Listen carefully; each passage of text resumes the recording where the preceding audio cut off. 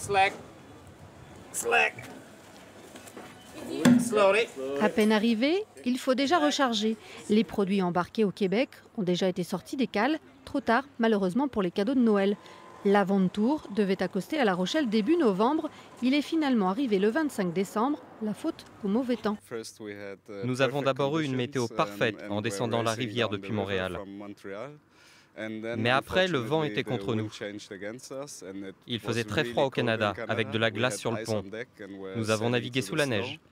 Il a fallu ensuite slalomer entre les tempêtes. Finalement, le voilier aura mis 68 jours à traverser l'Atlantique à la seule force du vent. Un transport sans pétrole quand 90% des marchandises dans le monde voyagent en cargo.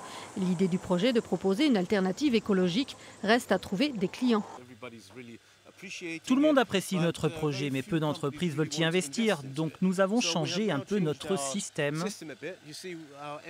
Vous voyez ces barriques vides, nous essayons de vendre nos propres produits plutôt que d'attendre que d'autres utilisent nos services.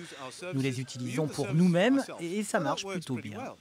Les tonneaux embarqués vides seront remplis de rhum au prochain voyage vers les Caraïbes et commercialisés ensuite par les armateurs. 6 autres tonneaux de Bordeaux ont aussi été chargés pour être vieillis en mer. C'est quelque chose qui se faisait avant, beaucoup, hein, quand c'était transporté. Et on s'est rendu compte maintenant que ça manquait un peu dans le goût, dans les vins. Donc il y a un intérêt, pas juste au niveau de l'écologie, de transporter sans émission, mais aussi au niveau gustatif.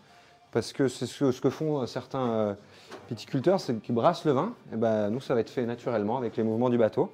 L'équipage international est composé de 7 marins professionnels et 8 matelots stagiaires. 60 jours de navigation sont prévus pour rejoindre Marie-Galante. Départ dès qu'une fenêtre météo favorable le permettra.